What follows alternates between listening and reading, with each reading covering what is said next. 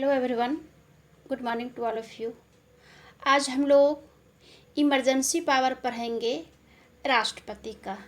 जानेंगे कि राष्ट्रपति को जो है कौन कौन सा आपातकालीन शक्तियाँ प्राप्त है और कैसे ये शक्तियाँ को लगाया जाता है और कहाँ कहाँ लगाया जाता है। तो सबसे पहले हम जानते हैं कि आपातकाल वह स्थिति है जब लोगों के प्रजातांत्रिक अधिकार निरस्त कर दिए जाते हैं और केंद्र सरकार राज्य सरकारों की शक्तियां अपने हाथ में ले लेती है। आपातकाल की घोषणा का अधिकार राष्ट्रपति के पास ही है। राष्ट्रपति मंत्रिमंडल की सलाह पर आपातकाल की घोषणा कर सकते हैं। आपातकाल तब लगाया जाता है जब युद्ध, बाहरी या आंतरिक उथल पुथल या वित्तीय संकट उत्पन्न हो गया हो। हमारे संविधान में आपातकाल के प्रावधानों को भाग 18 में अनुच्छेद 352 से 360 के अंतर्गत रखा गया है। 3 प्रकार के आपातकाल का प्रावधान है: राष्ट्रीय आपातकाल, राज्य आपातकाल एवं वित्तीय आपातकाल। अनुच्छेद 352 के अंतर्गत राष्ट्रीय आपातकाल का प्रावधान है और यह तभी लगाया जाता है जब बाहरी आक्रमण या आंतरिक विद्रोह की स्थिति उत्पन्न हो गया हो। राज्यों के अंतर्गत जो है आपातकाल 356 के अंतर्गत लगाया जाता है और अनुच्छेद 360 का जो संबंध है वित्तीय आपातकाल से है। राष्ट्रीय आपातकाल के मामले में राष्ट्रपति मंत्रिमंडल की सलाह पर ही अध्यादेश ला सकते हैं। राष्ट्रपति राज्यों में भी राज्यपालों की रिपोर्ट के आधार पर आपातकाल की घोषणा कर सकते हैं। वित्तीय आपातकाल आर्थिक संकट को दूर करने के लिए लगाया जाता है और भारत में राष्ट्रीय आपात 3 बार अभी तक में जो है लगाया जा चुका है, लेकिन अनुच्छेद 356 का जो प्रयोग है ये कई बार लगाया जा चुका है और वित्तीय आपात का अभी तक कोई मामला सामने नहीं आया है। तो अनुच्छेद 360 का प्रयोग संपूर्ण भारत में लगाया जाता है और उस समय जो है कुछ दिन पहले जम्मू कश्मीर को छोड़ करके लगाया जाता है, लेकिन अब जो लगेगा, अभी लगा नहीं है लेकिन लगेगा तो जम्मू कश्मीर सहित, क्योंकि जम्मू कश्मीर से 370 हट चुका है और जो विशेष राज्य का दर्जा था, अलग संविधान था, अलग झंडा था, ये सब कुछ ख़त्म हो गया है। वो अपने भारत का जो है अब अदर स्टेट की तरह जो है जम्मू कश्मीर भी जो है राज्य का जो है सदस्य बना है, तो वहाँ भी जो है अब यही प्रावधान रहेगा।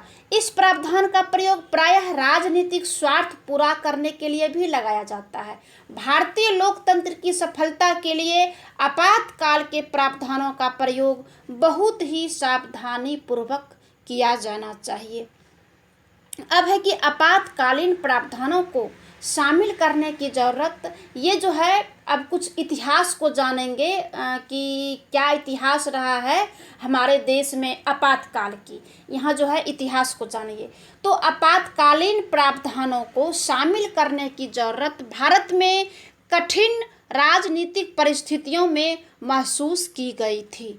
भारत के संविधान में आपातकालीन प्रावधानों का विवरण है जो कि विश्व के अन्य संविधानों से लिया गया है, विशेषकर जर्मनी से एवं भारत सरकार अधिनियम 335 से ये आपातकालीन प्रावधान को लिया गया है। भारतीय संविधान में भारत सरकार अधिनियम 335 के प्रावधान इसमें सम्मिलित किया गया है, जिसमें कि आपातकालीन प्रावधान थे। केंद्र के मामले में खंड 45 तथा प्रांतों में खंड 93 का प्रावधान जो है किया गया था। इसमें मुख्य न्यायपालिका कार्यपालिका को आपातकाल की घोषणा करने का अधिकार दिया गया था। भारत सरकार अधिनियम 1935 का मकसद था कि भारत में प्रांतीय स्वायत्तता प्रदान करना, लेकिन इसके आपातकालीन प्रावधान भी थे जिसमें प्रांतों की स्वायत्तता पर प्रतिबंध का प्रावधान था। इसके अंदर केंद्र एवं प्रांतों की इकाइयों के बीच संबंधों का प्रश्न था। अधिनियम ने यह सुझाव दिया कि केंद्र को प्रांतों के मामले में दखल देना चाहिए यदि कोई आपातकालीन स्थिति पैदा हो गई हो, जैसे कि युद्ध, आंतरिक अशांति इत्यादि। और यही जो है आंतरिक अशांति का हवाला देकर के जो है 1975 में इंदिरा गांधी जो है राष्ट्रीय आपातकाल लगाई थी। ऐसे मामलों में जहां प्रशासन की कार्यप्रणाली ठप हो गई हो, ऐसे समय में जब केंद्र के पास कानून बनाने की शक्ति आ जाती है, तब केंद्र को सभी मामलों में कानून बनाने का अधिकार आ जाता है। प्रांतीय विषयों में भी केंद्र कानून बनाने का अधिकार रखता है। प्रांतों में गवर्नर जनरल को आपातकाल की घोषणा करने का अधिकार दिया गया था और भारत सरकार अधिनियम 1935 के अलावा जर्मनी के संविधान में भी आपातकालीन संविधानों को या प्रावधानों को भारतीय संविधान में शामिल करने में काफ़ी योगदान रहा था। अब आइए जानते हैं कि भारतीय संविधान में आपातकालीन प्रावधानों को लेकर के बहस हुआ और इसमें क्या हुआ, क्या निष्कर्ष निकल करके आया और बहस में कौन कौन लोग इसमें शामिल थे, कौन समर्थन कर रहे थे और कौन समर्थन नहीं कर रहे थे। तो आइए जानते हैं भारतीय संविधान में जो है संविधान सभा में बहस। संविधान में आपातकालीन प्रावधानों को शामिल करने के ऊपर संविधान सभा के सदस्यों के बीच काफ़ी मतभेद थे। ग्रेनविल ऑस्टिन के अनुसार A.K. अय्यर और K.M. मुंशी स्वतंत्रता पर अंकुश लगाने के समर्थक थे। K.M. मुंशी ने इस बात का समर्थन किया कि आपातकाल के समय केंद्र सरकार को यह अधिकार होना चाहिए कि वह स्वतंत्रता के अधिकार को निरस्त कर सके। उनके विचारों को अधिकारों की उप समिति ने भी समर्थन किया। एक या दो को छोड़कर, जैसे कि अय्यर ने यह सुझाव दिया कि संविधान में जो उल्लेख किया गया है अधिकार लोक सम्मत सुरक्षा एवं रक्षा तक महत्व को रखते हैं। उन्होंने अपने विचारों को इन उदाहरणों से भी साबित किया कि बंगाल एवं असम में काफ़ी गड़बड़ी थी और पंजाब एवं यूपी प्रांतों में सांप्रदायिक दंगे भी थे। हालांकि मूल अधिकारों को निरस्त करने के सुझाव का 3 लोगों ने विरोध किया था।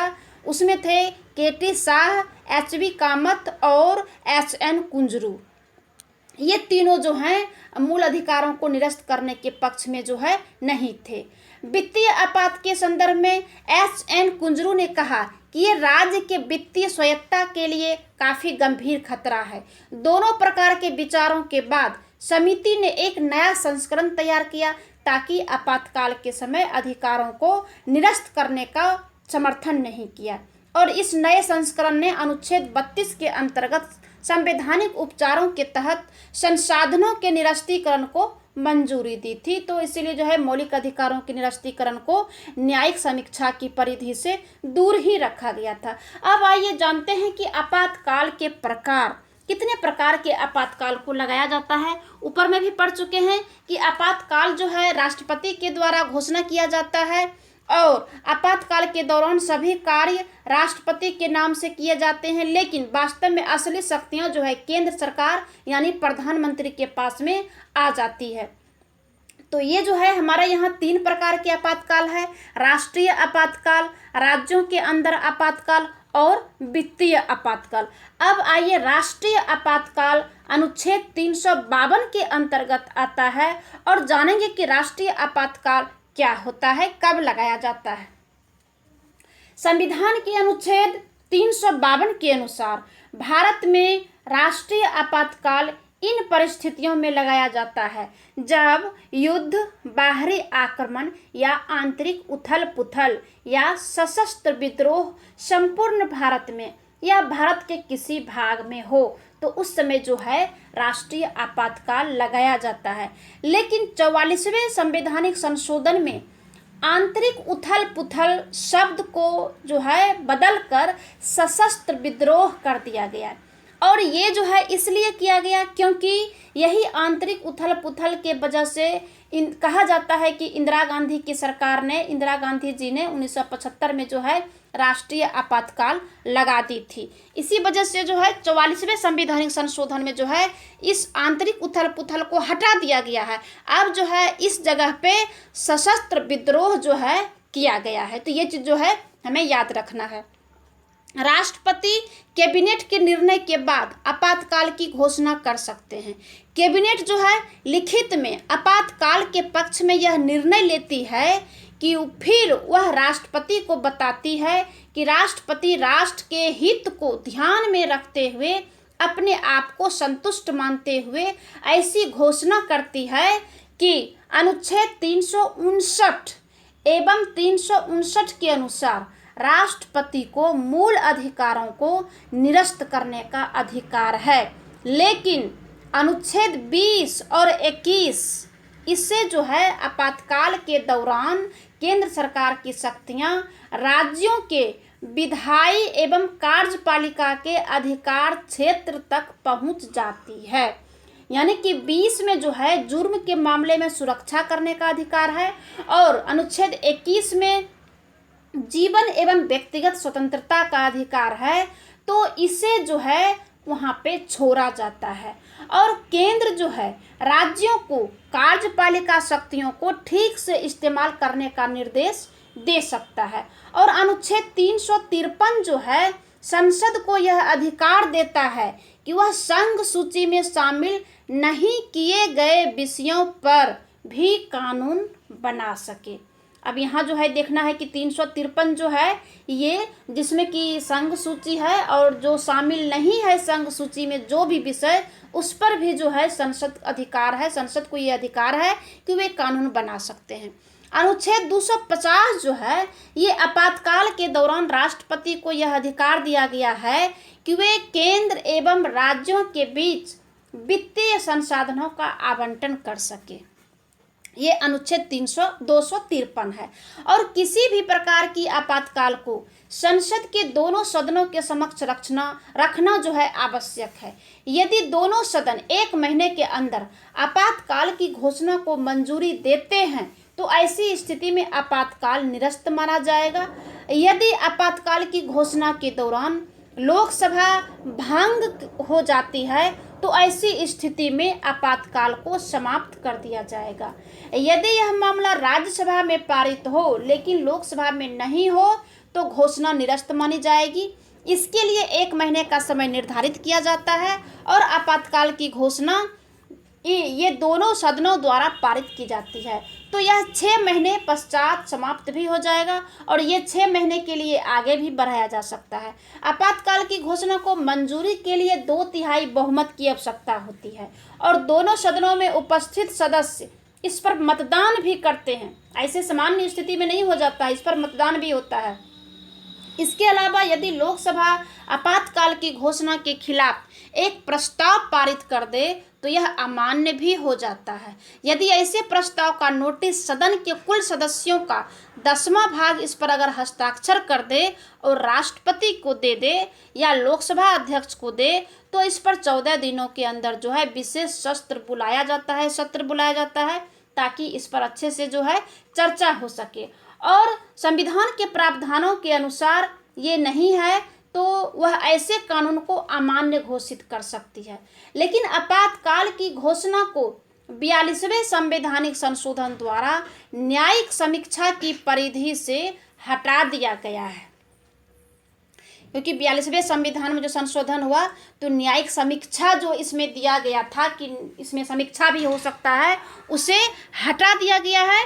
और 1978 में जो 44वें संशोधन हुआ इसमें जो है फिर से बहाल कर दिया गया। आपातकाल की घोषणा का संसद के दोनों सदनों द्वारा 2 महीने के भीतर मंजूरी लेना जरूरी है। यदि इस समय के अंतर्गत संसद से मंजूरी नहीं ली गई तो वह आपातकाल जो है निष्प्रभावी हो जाता है। और अगर मंजूरी लेने के बाद अगर संसद से मंजूरी ले लिया जाता है तो 6 महीने तक जो है यह जारी रहता है जब तक कि राष्ट्रपति इसे समय से पूर्व नहीं हटा लेते हैं। स्वतंत्रता के बाद 3 बार देश में राष्ट्रीय आपातकाल लगाया गया है।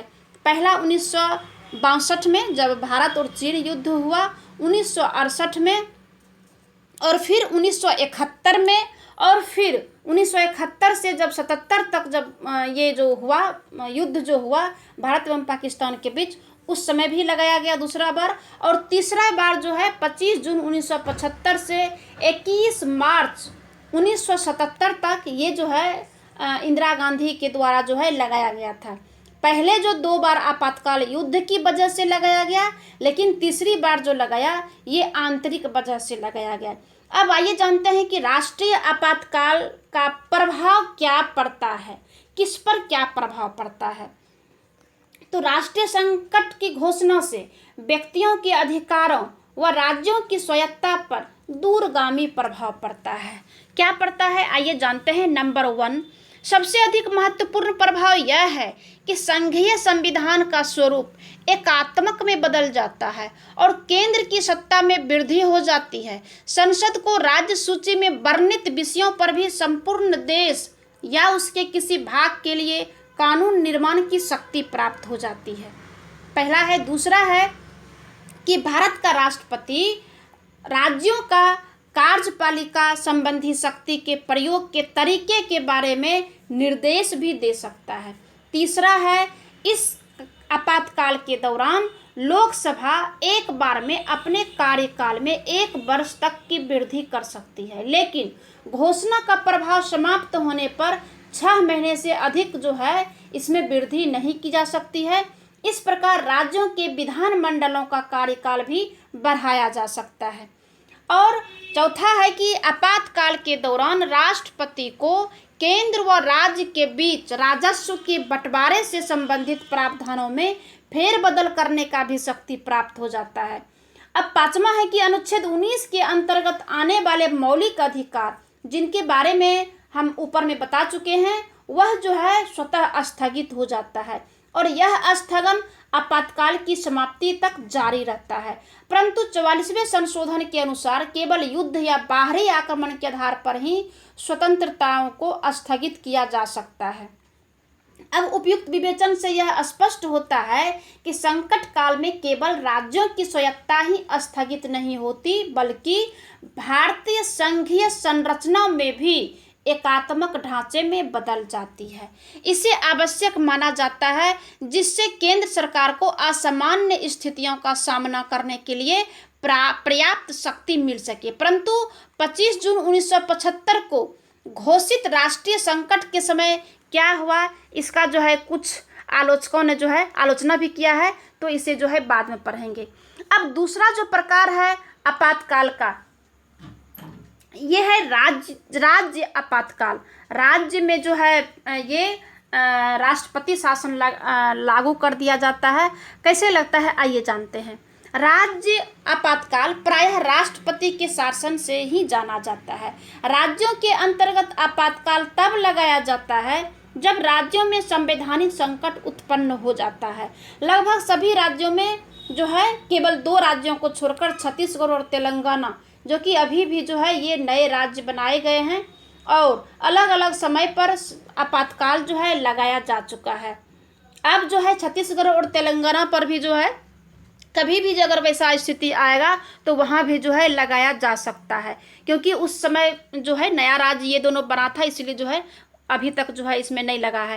राज्यों में आपातकाल राष्ट्रपति द्वारा लगाया जाता है जब वे राज्यपाल द्वारा दी गई रिपोर्ट से संतुष्ट हो गए हो कि राज्य में संवैधानिक तंत्र जो है पूरी तरह विफल हो गया है, तो राष्ट्रपति शासन जो है इन परिस्थितियों में लगाया जाता है। यदि राज्य विधानमंडल अपने नेता यानी मुख्यमंत्री चुनने में असफल हो जाता है, गठबंधन भी नहीं रह जाता है, और यदि कुछ कारणों से चुनाव भी नहीं कराया जाता है, या विधानसभा में सरकार बहुमत में नहीं रहता है या बहुमत खो देता है, लेकिन राज्यों में आपातकाल राष्ट्रपति द्वारा लगाया जाता है और राज्यपाल ही राष्ट्रपति के प्रतिनिधि के रूप में राज्य की बागडोर संभालते भी हैं। तो उपयुक्त में जो देखें कि किन किन परिस्थितियों में जो है राज्य में राष्ट्रपति शासन लागू होता है, कि विधानमंडल के नेता मुख्यमंत्री चुनने में असफल होता है, या गठबंधन हुआ हो और फिर जो है बिखर गया हो, या कुछ कारणों से चुनाव ही नहीं हुआ हो, या फिर विधानसभा में सरकार को बहुमत ही नहीं मिला हो, तो इस कारण से राष्ट्रपति जो है शासन लगाया जाता है। इसे जो है हम राज्य में केंद्र शासन भी जो है कह सकते हैं, क्योंकि केंद्र शासित प्रदेश भी उस समय कहा जा सकता है। केंद्र शासन को राष्ट्रपति शासन कहते हैं, क्योंकि राष्ट्रपति का जो है वास्तविक प्रयोग जो है वो प्रधानमंत्री ही करते हैं। और यह जम्मू कश्मीर में भी अब लगाया जाता है, क्योंकि उस समय 370 था तो नहीं लगता था, लेकिन अब जो 370 हटा है तो अब जो है लगा सकते हैं। अब आइए जानते हैं कि राज्य में जो राष्ट्रपति शासन लागू होता है तो इसका प्रभाव क्या पड़ता है। इसका पहला प्रभाव, राष्ट्रपति राज्य सरकार के सभी कार्यों या किसी एक कार्य को अपने हाथ में जो है ले सकता है, या उनको राज्यपाल या किसी अन्य कार्यकारी अधिकारी को भी सौंप सकता है। दूसरा प्रभाव, राष्ट्रपति राज्य विधानसभा को स्थगित या भंग भी कर सकता है। वह संसद को राज्य विधानमंडल के स्थान पर कानून निर्माण के लिए प्राधिकृत भी कर सकता है। तीसरा है कि घोषित लक्ष्य को प्राप्त करने के लिए राष्ट्रपति कोई अन्य आवश्यक प्रावधान भी जो है लागू किया जा सकता है। तो इस प्रकार हम देख लिए कि अनेक अवसरों पर राष्ट्रपति शासन लागू किया जा सकता है, उसके अनेक प्रश्नों को जन्म भी दिया जा सकता है। कई बार तो यह परिस्थिति की मांग भी की गई थी। कई अवसरों पर राष्ट्रपति शासन केवल राजनीतिक आधार पर जो है केंद्र से विभिन्न राजनीतिक दल की सरकार को गिराने के लिए भी जो है लगाया गया है। ठीक है, तो ये सब जो है, और ऊपर में जितना भी देखे गए उसमें जो है भारतीय संविधान का अनुच्छेद 356 हमेशा से जो है विवादग्रस्त रहा है। इसका अत्यधिक दुरुपयोग किया गया है। इसीलिए 44वें संशोधन में जो है दिए गए सुरक्षात्मक उपायों के बावजूद भी इस प्रावधान का केंद्र सरकार द्वारा दुरुपयोग किए जाने का आरोप लगाया गया है। इसी कारण इस अनुच्छेद को संविधान में से हटाने या इसके दुरुपयोग को समाप्त करने का भी हमेशा जो है मांग सामने आ जाती है। सरकारिया आयोग ने, जिसे केंद्र और राज्य संबंधों का पुनर्निर्धारण करने के लिए नियुक्त किया गया था, तो अनुच्छेद 356 को अंतिम हथियार के रूप में जो है प्रयोग करने की सिफारिश की थी। यानी कि सरकारिया आयोग ने कहा था कि 356 का प्रयोग एकदम अंतिम निर्णय होना चाहिए। जब कोई रास्ता अगर नहीं बचे तब जो है लास्ट में 356 का प्रयोग कर राज्यों में राष्ट्रपति शासन लागू किया जाना चाहिए। अब जो है वित्तीय आपातकाल है, 360 है। अनुच्छेद 360 के अनुसार वित्तीय आपातकाल भारत में वित्तीय अस्थिरता या संकट की स्थिति में लगाया जाता है।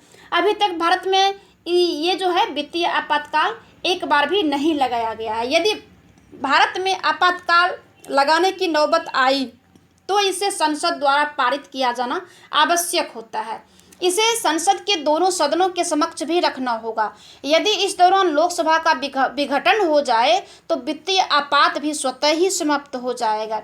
30 दिनों की समाप्ति के बाद यह पुनर्गठन तक जारी रहेगा। वित्तीय आयात के दौरान राष्ट्रपति सरकारी अफसरों के वेतन एवं भत्तों में कटौती करने का भी आदेश दे सकता है, क्योंकि उन्हें ये अधिकार है। उनमें उच्चतम न्यायालय या उच्च न्यायालयों के न्यायाधीश भी शामिल होंगे। यहाँ तक कि अनुच्छेद 207 के अधीन धन विधेयकों को राष्ट्रपति के विचारार्थ आरक्षित रखा जाए जब वे राज्य विधानमंडलों द्वारा पारित किया जाए। जम्मू और कश्मीर के मामले में भी अब यही स्थिति रहेगा, क्योंकि पहले तो आपातकालीन नहीं लगाया जाता, क्योंकि 360 एक बार भी देश में ही नहीं लगा है, तो जम्मू कश्मीर में भी कैसे लगता। लेकिन अब अगर देश में लगेगा तो जम्मू कश्मीर में भी लगेगा। इस बात को जो है हमेशा ध्यान रखना है। लेकिन इसका प्रभाव क्या पड़ेगा वित्तीय संकट का? इसका निम्नलिखित प्रभाव पड़ेगा। जैसे नंबर 1, केंद्र सरकार किसी भी राज्य को वित्तीय मामलों से संबंधित निर्देश दे सकती है। दूसरा है कि राष्ट्रपति राज्य के सरकारी कर्मचारियों के वेतन व भत्तों को कम करने का भी जो है सिफारिश कर सकता है। तीसरा है कि राज्य विधानमंडल द्वारा पारित वित्त विधेयकों को संसद में विचार के लिए राष्ट्रपति राज्य से सुरक्षित रखने के लिए कह सकता है। चौथा है कि राष्ट्रपति केंद्रीय कर्मचारियों, जिनमें उच्च और सर्वोच्च न्यायालय के न्यायाधीश शामिल हैं, उनके वेतन व भत्ते भी कम करने का निर्देश दे सकता है। लेकिन सौभाग्य की बात यह है कि अभी तक भारत में वित्तीय आपातकाल की स्थिति पैदा नहीं हुई है। तो ये जो है रहा आपका वित्तीय आपातकाल। राष्ट्रपति को जो है कितने प्रकार का आपातकाल शक्ति प्राप्त है, ये जो है पूरा डिटेल से है। धन्यवाद।